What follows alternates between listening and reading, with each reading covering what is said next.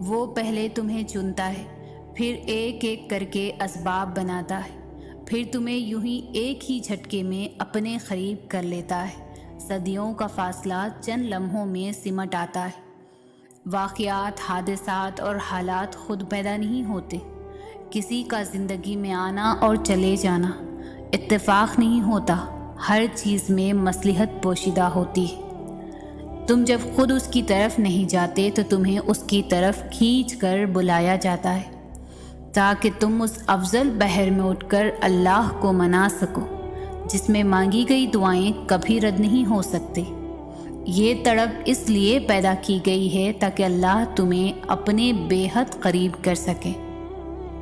تمہیں کیا لگتا ہے کہ جب رات سونے کے لیے بنائی گئی ہے اور ہر شخص سکون کی نیند سو رہا ہے تو تمہیں بلا وجہ ہی تڑپ اور محبت جگائے ہوئے ہے؟ نہیں، یہ تڑپ اللہ نے پیدا کی ہے۔ ہر چیز نصیب کا حصہ ہے، پھر چاہے وہ غم ہو یا خوشی۔ ہم سوچتے ہیں کہ ہم خود اللہ کی جانب جاتے ہیں، حالانکہ ہمیں تو اس کی جانب بلایا جاتا ہے، کبھی گرا کر، کبھی سنبھال کر۔ تم تہجد تک خود نہیں جاتے، بلکہ تہجد کو تم تک لایا جاتا ہے۔ تم سجدوں کو نہیں چنتے، بلکہ تمہیں سجدوں کے لیے چنا جاتا ہے۔ تہجد رات کی تاریکیوں میں ایک ایسا سنہرا لمحہ ہوتا ہے جب ایک بندہ اپنے خالق سے سرگوشیوں میں گفتگو کرتا ہے، جب عرش اور فرش میں کوئی فاصلہ باقی نہیں رہتا اور نہ ہی آنسوؤں پر کوئی اختیار رہتا ہے۔ تہجد سے تقدیر بدل جائے گی۔ راتوں کو اٹھ کر اللہ سے مانگو تو صحیح، اللہ دل کی باتیں سن لیتا ہے، پھر چاہے زبان سے کوئی حرف ادا ہو یا نہ ہو۔ جو کہانی تہجد تک پہنچ جاتی ہے، پھر وہ کیسے ادھوری رہ سکتی ہے؟ چاہت سے نصیب تک کا جو فاصلہ ہے وہ بس ایک دعا کا ہے۔ تہجد میں بہنے والا ہر آنسو اللہ سے کن کہنے کی سفارش کرتا ہے۔ یہ بھی ممکن ہے کہ تمہیں جس معجزے کا بے صبری سے انتظار ہے وہ تمہاری ایک آخری دعا کا منتظر ہو۔ بات تہجد کی ہے تو ذرا محبت سے سنیے گا۔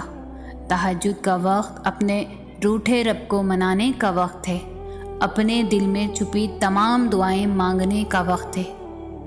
اگر تم تہجد کی نماز تک پہنچ جاؤ تو سمجھ لینا کہ اللہ نے تمہیں اپنے قریب کر لیا ہے۔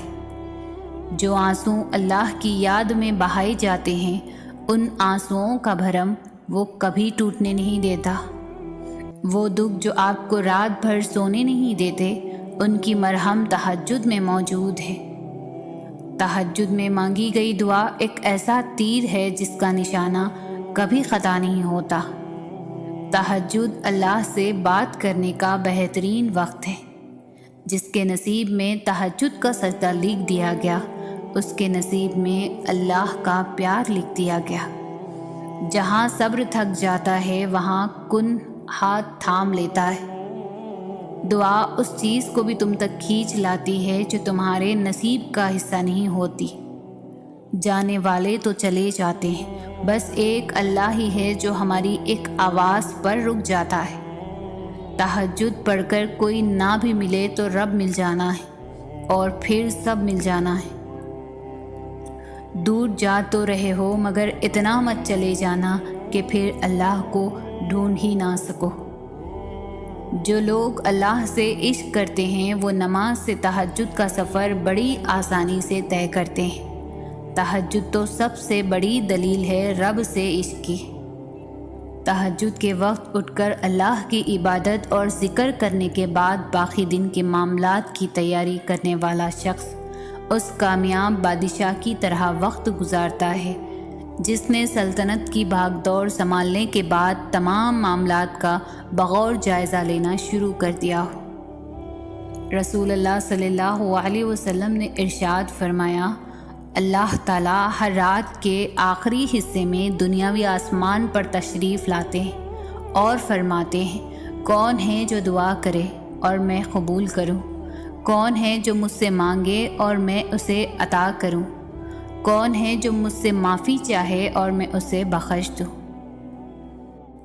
तड़प जब दिल में उतरती है तो दिल रात के आखिरी पहर में अल्लाह को ढूंढने लगता है, और जानते हो वो अपनी तलाश की तलब लगाता ही तब है जब वो चाहता है कि मेरा बंदा मुझ तक पहुंच जाए। फिर रब के आगे झुकने से, अपनी गलतियां तस्लीम करने से, ख़ुद को उसके सुपुर्द करने से वो अल्लाह आपकी रूह में सुकून भर देता है, सारी उलझनें सुलझा देता है, सारी प्यास बुझा देता है। तड़प सच्ची हो तो वो रब सीधी राह पर ले आता है। वही सबसे बड़ा कदरदान है।